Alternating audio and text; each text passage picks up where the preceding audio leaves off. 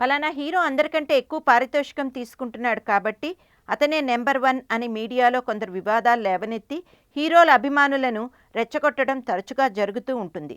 నిజానికి హీరోలు number one స్థాయికి చేరుకోవడానికి కృషి చేయడం తప్పేమీ కాదు. కానీ ఈ నెంబర్లనేవి చిత్రసీమలో ఎవరిని ఎప్పుడు అంటిపెట్టుకుని ఉండవని, ఆ గ్రేడ్లు తరచుగా మారిపోతూ ఉంటాయని, అందువల్ల వాటి కోసం తాపత్రయపడటం అనవసరమని భావించే హీరోలు మనకు ఉన్నారు.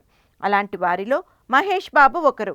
అందుకే తాను అగ్రస్థాయిలో ఉన్న తనకంటే సీనియర్ హీరోలైన చిరంజీవి, బాలకృష్ణ నటించిన చిత్రాలు 'ఖైదీ నెంబర్ 150', 'గౌతమిపుత్ర శాతకర్ణి' సంక్రాంతి పండగ సందర్భంగా విడుదలైనప్పుడు వాటిని చూసి తన అభినందనలను ఆ హీరోలకు, దర్శకులకు, నిర్మాతలకు స్వయంగా తెలియజేసి తన సంస్కారాన్ని వ్యక్తం చేశారు. ఎవరైనా మహేష్ బాబును మీవన్నీ హిట్ చిత్రాలే, మీరే కదా నెంబర్ వన్ హీరో అంటే ఆయన ఒప్పుకోరు. నాకు ఈ నెంబర్ల మీద నమ్మకం లేదు, ఆసక్తి లేదు.